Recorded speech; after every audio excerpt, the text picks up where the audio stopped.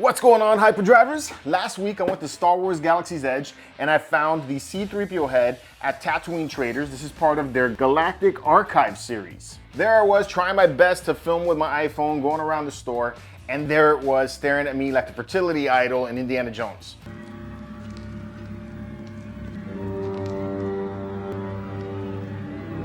I mean, come on guys, a life-size 3PO head that shows off the internals, has light-up features, and it talks? What? And this thing only cost me $100 with my pass holder discount. So yeah, it was a no-brainer. So by now there are plenty of reviews on YouTube about this helmet already, or this head, not really a helmet. So for this video, I'm going to unbox it and I'm gonna give it a little bit of a weathering. It's because this thing's shinier than that crab in Moana. Can make it look shiny. I will sparkle like a wealthy woman's neck. Star Wars stuff needs to have that worn in-universe look. Otherwise, it's just Star Trek. So the more beat up and weathered it looks, the more I love it. Oh my. Let's get to unboxing this bad boy. Before I get started on this one, we'll put on some gloves. Oh yeah. Oh my God, this is beautiful. I could brush my teeth in this thing. It's so shiny. Oh man, that is so cool. Oh, that is dope. That is cool. Oh, and the backside comes off also. This is awesome. It's gonna be so easy to paint. Oh, look at that light up feature. It's cool. Sir, my first job was programming binary load lifters, very similar to your evaporators in most respects. Oh, hello. I am C-3PO Human Cyborg Relations. How might I serve you? Oh, that is dope. So if you move the purple wire and put it into the other end of the red. Oh. The Emperor's Wayfinder is in the Imperial Vault. Oh. Delta 36, transient 936, bearing 32, on the moon in the Endor system. On the southern shore. How do this blade tells? How do this blade tells? Oh my God. How much more do you gotta say? Okay, this deserves a little turntable love. Let me put the plating back on. We'll take one last look at it all shiny.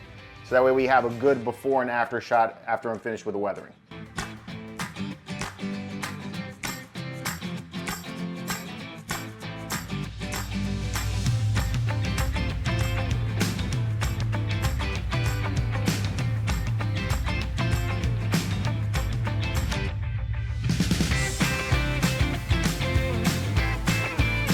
So the best thing about this helmet is that Disney has given me a really great starting point.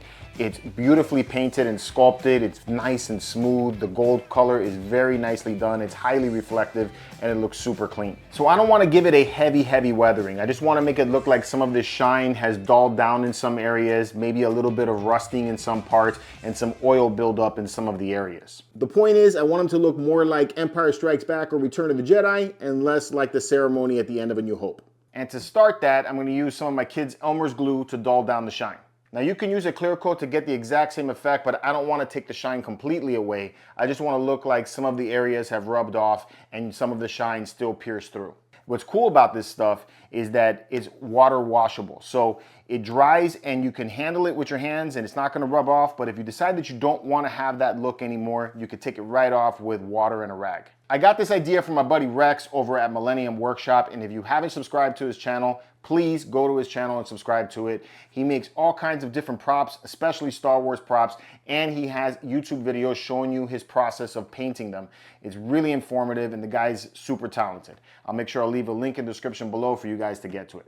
And for reference, I'm using these photos from a Return of the Jedi screen use helmet that I found over at the prop store. That one is super weathered, but I think it's gonna give me a good idea as to where I wanna have the shine peer through. Let's get some glue going here. All right, that's gonna take forever. All right, let's do this another way. There we go. That's much better. All right, and here's the scary part. We're just gonna brush it on and you're gonna do cross patterns to make it even and it'll just look like a haze by the time you're done.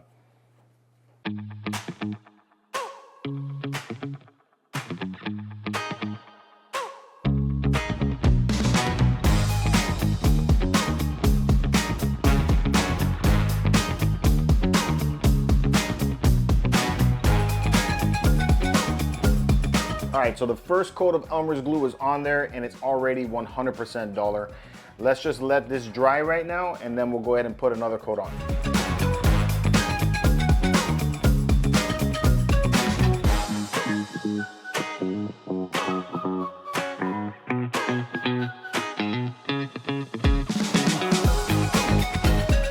All right, so the glue is dry and you can handle it now and hold it, and you can use it just like this if you wanted to. If you didn't want to go any further, we could just take and buff out some of this dullness and bring out that shine again, and then you'll get that look like you have like some dirt. And we're gonna do that at the end. But I wanna take it a step further and I wanna add in some rusty areas and a little bit of grime onto this. And to do that, I use these Windsor paints. They're water mixable oil colors and they make really good oily, grimy effects. This one here is black. I also have a orange color right here, and I have a burnt sienna and a raw sienna. And we're going to be using a mix of the raw sienna and the burnt sienna and the orange to create some of those rusty spots. And then I'll use the black here, because it's not really black, it's more like a dirty gray, you know, like a dark gray, to give it that oily look that I'm looking for. All right, so I'm starting off with this sponge and we're just gonna dab it in a little bit.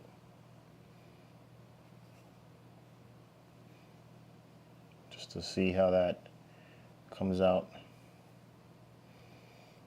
I don't want to put too much, but I'm not looking to get like heavy rusted areas, just, you know, a little bit. The whole idea is just to give it just a little bit of worn look.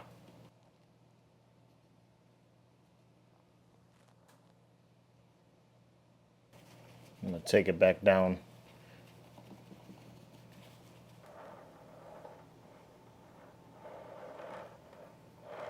Yeah, that looks good. You can even see that some of the shine is starting to come back as well, so it looks more like dirt.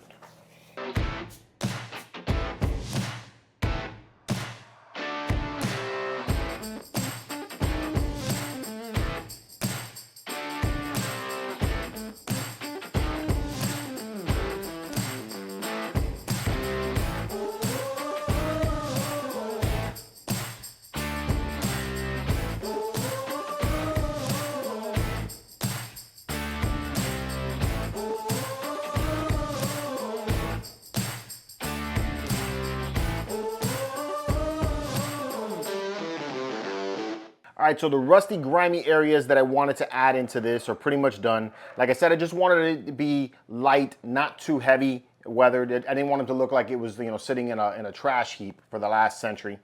So I didn't want to have that kind of level of weathering. I just wanted, you know, a little bit of oily grime here in the back sockets, some rusty areas around the neck where I think, you know, you would have a little bit of buildup there. And that's it, you know, and also in these sockets here on the side.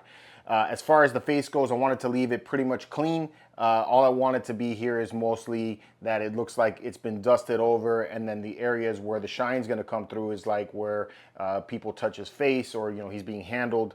You know, that's where I want that to shine through. So to do that, we're going to get some paper towel and we're going to damp it up a little bit, and then I'm going to dab all over in some areas to bring back that shine that the helmet came with. All right, so I'm using a damp paper towel, and from the looks of this picture, it looks like we want to take off this from above the eyebrow. So we're just gonna dab onto it, and it's gonna pull back some of that glue.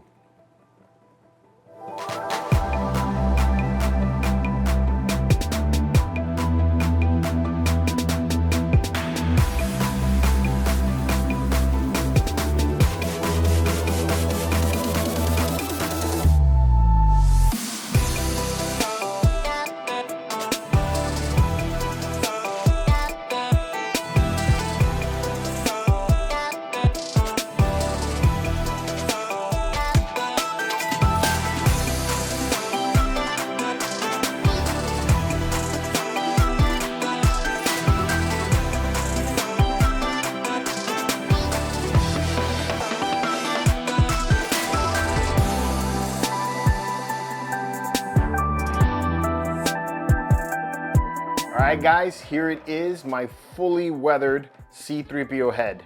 and I am loving it. It looks so freaking cool. I love how the shine is trying to peer through, but it's like covered in all of this dirt. I dig it. It looks like he's been in Tatooine. Like this just came out of Return of the Jedi to me. This is what I would expect him to look like if he was on Tatooine, you know, or like at the beginning of A New Hope, you know, like that. So I think it came out really good. The glue worked out a lot better than I thought it would.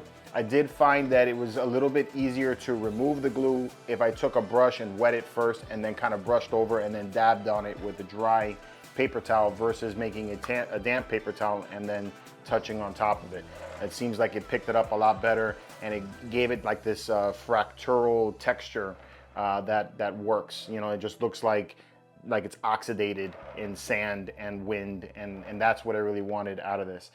I love this helmet. This thing looks so freaking cool. I love that it's got the light up features that work with it and that it has a voice. That's cool too. So this is gonna be a real nice piece to have in the collection. This is definitely one that you probably wanna get two of because you would wanna either have a dirty one and a clean one, or maybe you wanna have the exposed helmet sitting next to it. I think that would also look really cool as well.